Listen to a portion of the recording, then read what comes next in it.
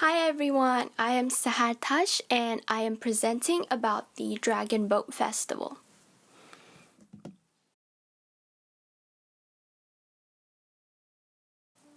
The Dragon Boat Festival is one of the three major holidays in China, along with Chinese New Year and Mid-Autumn Festival. The Dragon Boat Festival is the fifth day of the fifth month in the lunar calendar. That's why it is also known as the Double Fifth Festival. In Chinese, 端午节. In 2020, it will be on June 25th. It's very close, and that's why I decided to present about it. It is celebrated for over 2,000 years. Some of the most traditional customs include dragon boat racing, eating sticky rice dumplings, and wearing perfume pouches, like the one in the picture. There are a lot of different things that people say about where and how it originated, but the most common one is the festival commemorates the death of the poet and minister Qu Yuan, which is also seen in the picture. He was a highly knowledgeable man who faithfully and diligently served the interests of the state. He was adored by the entire population. Qu Yuan's wisdom and intellectual ways antagonized other court officials. Thus, they accused him of false charges and was exiled by the king. He chose to drown himself by attaching a heavy stone to his chest and jumping into a river. People tried to save him, believing that he was an honorable man. They searched desperately in their boats looking for him. The local people began the tradition of throwing cooked rice into the river for him, while others believed that the rice would prevent the fishes in the river from eating him. The traditional customs vary widely. That's why I have a little video to show you.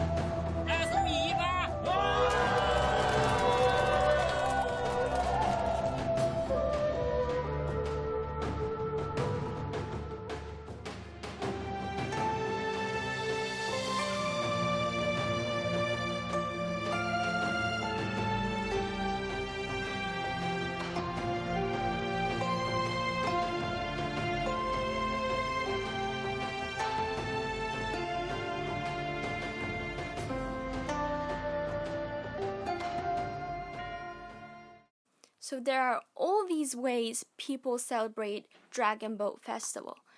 The most common ones are dragon boat races and zongzi. During the dragon boat races, the boats are dragon-shaped. For races, there are 18 to 20 people in a standard boat and 8 to 10 in a small boat, not including the steer person and the drummer. There are 3 types of crew in a boat. So there's the drummer, which is the drummer, and there are the paddlers, they paddle the boat, and the steer, who's in the back of the boat and tells the paddlers what to do, kind of.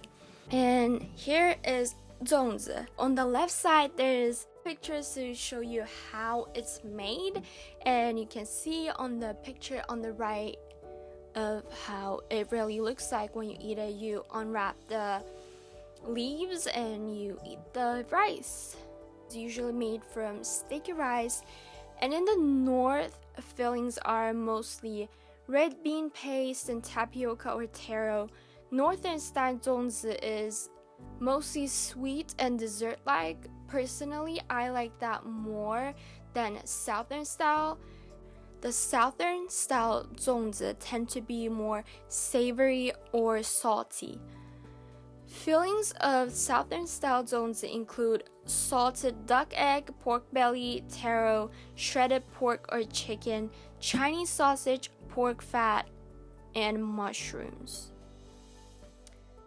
That's the end of my presentation. I hope you learned something.